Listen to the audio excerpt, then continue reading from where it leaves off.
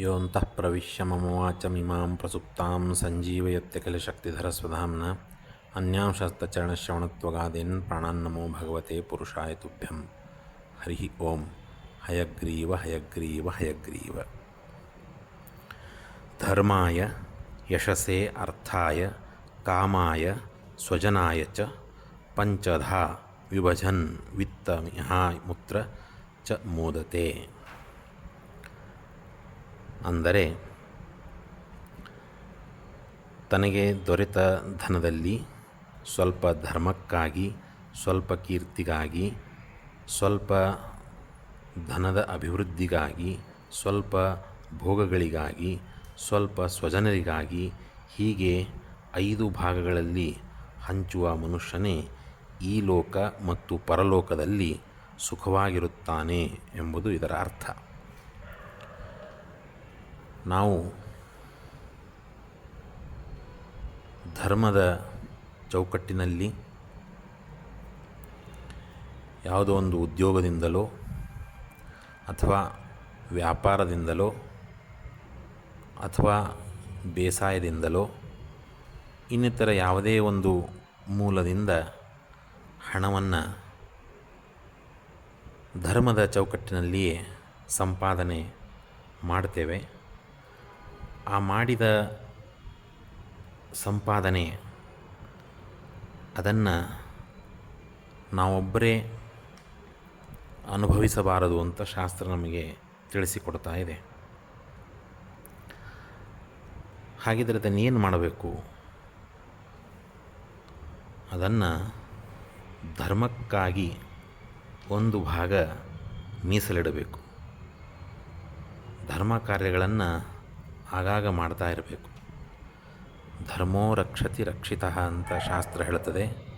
ಹಾಗಾಗಿ ನಾವು ಧರ್ಮ ಕಾರ್ಯವನ್ನು ಮಾಡಿದರೆ ಆ ಧರ್ಮ ನಮ್ಮನ್ನು ಯಾವತ್ತೂ ರಕ್ಷಣೆ ಮಾಡುತ್ತದೆ ಅಂತ ಅದರ ತಾತ್ಪರ್ಯ. ಹಾಗಾಗಿ ಅಂಥ ಧರ್ಮ ಕಾರ್ಯಗಳಿಗಾಗಿ ಒಂದಿಷ್ಟು ಹಣವನ್ನು ಮೀಸಲಿಡಬೇಕು. ಇನ್ನು ಸ್ವಲ್ಪ ಯಶಸ್ಸಿಗಾಗಿ, ಯಶ ಪ್ರಾಪ್ತಿಗಾಗಿ ಅಂತ ಅದಕ್ಕೊಂದಿಷ್ಟು ಮೀಸಲಿಡುವಂಥದ್ದು. ನಾವು ಒಳ್ಳೊಳ್ಳೆಯ ಕಾರ್ಯಗಳನ್ನು ಮಾಡಿದರೆ ನಮಗೆ ಪುಣ್ಯ ಲಾಭ ಆಗ್ತದೆ. ಹಾಗಾಗಿ ಯಾರ್ಯಾರಿಗೂ ಉಪಕಾರ ದೃಷ್ಟಿಯಿಂದ ನೀಡಲಿಕ್ಕಾಗಿ ಅಂತ ಒಂದಿಷ್ಟು ಹಣವನ್ನು ಮೀಸಲಾಗಿಡಬೇಕು. ಇನ್ನು ಸ್ವಲ್ಪ ಧನದ ನಮಗೆ ದೊರಕಿರುವಂಥ ಧನ ಇನ್ನೊಂದಿಷ್ಟು ಹೆಚ್ಚಾಗಲಿಕ್ಕೆ ಅದೇನು ಮಾಡಬೇಕು? ಅದನ್ನು ಮತ್ತೆ ಬೇರೆದರಲ್ಲಿ ಯಾವುದಾದ್ರಲ್ಲೂ ತೊಡಗಿಸಿ ಮಾಡಿ ಅದನ್ನು ಹೆಚ್ಚು ಮಾಡಲಿಕ್ಕೆ ಮಾಡುವಂಥ ಒಂದು ಪ್ರಯತ್ನ ಇರುತ್ತದೆ. ಅದನ್ನು ಕೂಡ ಸಂಗ್ರಹಿಸಿ ಅದನ್ನು ಕೂಡ ಮಾಡಿಕೊಳ್ಳಬಹುದು.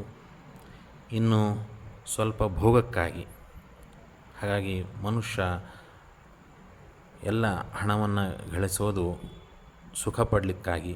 ಹಾಗಾಗಿ ಆ ಸುಖ ಎಷ್ಟರ ಮಟ್ಟಿಗಿರಬೇಕಂದ್ರೆ ಒಂದು ಭಾಗದಿಂದ ಮಾತ್ರ, ಗಳಿಸಿದ ಇಡೀ ಸಂಪತ್ತಿನಲ್ಲಿ ಒಂದು ಭಾಗದಿಂದ ಮಾತ್ರ ಭೋಗಿಸಲಿಕ್ಕಾಗಿ ಅದನ್ನು ಮೀಸಲಾಗಿಡಬೇಕು ಅಂತ ಶಾಸ್ತ್ರ ತಿಳಿಸ್ತಾ ಇದೆ. ಅದರಂತೆ ಸ್ವಲ್ಪ ಭಾಗ ಸ್ವಜನರಿಗಾಗಿ, ನಮ್ಮವರು ಅಂತ ಯಾರು ಇರ್ತಾರೆ, ಸಂಬಂಧಿಕರು ಅಂಥವರು, ಅವರಿಗೂ ಕೂಡ ಯಾವುದೋ ಆಪತ್ಕಾಲದಲ್ಲಿ ಅವರಿಗೆ ಬೇಕಾಗಿದ್ದಾಗ ಅವರಿಗೆ ಸಹಾಯಕ್ಕಾಗಿ ಕೊಡಲಿಕ್ಕಾಗಿ ಅಂತ ಅದೊಂದಿಷ್ಟನ್ನು ಸಂಗ್ರಹ ಮಾಡಿಟ್ಕೊಂಡಿರಬೇಕು ಅಂತ. ಹೀಗೆ ಒಟ್ಟಿನಲ್ಲಿ 5 ಭಾಗದಲ್ಲಿ ನಾವು ಗಳಿಸಿದ ಹಣವನ್ನು ವಿಭಾಗ ಮಾಡಿಟ್ಕೊಂಡು ನಾವು ಜೀವನವನ್ನು ನಡೆಸಬೇಕು ಅಂತ ಶಾಸ್ತ್ರ ತಿಳಿಸ್ತಾ ಇದೆ. ಅದರ ಬದಲಿಗೆ ಗಳಿಸಿದ ಸಂಪೂರ್ಣ ಹಣವನ್ನು ನಾವೇ ಅನುಭವಿಸಿದರೆ ಅದು ಪಾಪಕ್ಕೆ ಗುರಿಯಾಗ್ತೇವೆ ಅಂತನ್ನುವಂಥ ಎಚ್ಚರಿಕೆಯನ್ನು ನಮಗೆ ಶಾಸ್ತ್ರ ನೀಡಿದೆ. ಹಾಗಾಗಿ ಆ ರೀತಿ ವಿಭಾಗ ಮಾಡಿಕೊಂಡು ಜೀವನ ನಡೆಸಲಿಕ್ಕೆ ಪ್ರಯತ್ನಿಸಬೇಕು ಅಂತ. ಇದು ಹೇಳೋದು ಸುಲಭ, ಆದರೆ ಇದನ್ನು ಆಚರಣೆಯಲ್ಲಿ ತರೋದು ಬಹಳಷ್ಟು ಕಷ್ಟ. ಆದರೂ ಕೂಡ ಪ್ರಯತ್ನಪೂರ್ವಕವಾಗಿ ಅದನ್ನು ಮಾಡಬೇಕು. ಶಾಸ್ತ್ರ ನಮಗೇನು ತಿಳಿಸಿಕೊಡ್ತದೋ ಅದನ್ನು ಪ್ರಯತ್ನಪೂರ್ವಕವಾಗಿ ಮಾಡಿದಾಗ ಮಾತ್ರ ನಮಗೆ ಸದ್ಗತಿ ಆಗಲಿಕ್ಕೆ ಸಾಧ್ಯವಾಗ್ತದೆ ಅಂತ ಹೇಳ್ತಾ, ಆ ರೀತಿಯ ಪ್ರಯತ್ನದಿಂದ ನಾವು 5 ವಿಭಾಗ ಮಾಡಿ ಸಂಪತ್ತನ್ನು ಸದ್ವಿನಿಯೋಗ ಮಾಡಲಿಕ್ಕೆ ಪ್ರಯತ್ನವನ್ನು ಮಾಡಿ ಭಗವಂತನ ಕೃಪಾಪಾತ್ರಕ್ಕೆ ಕೃಪೆಗೆ ಪಾತ್ರರಾಗೋಣ ಅಂತ ಹೇಳ್ತಾ ಭಾರತೀಯ ರಮಣ ಮುಖ್ಯ ಪ್ರಾಣಾಂತರ್ಗತ ಶ್ರೀಕೃಷ್ಣ ಅರ್ಪಣಮಸ್ತು. ನಮಸ್ಕಾರ.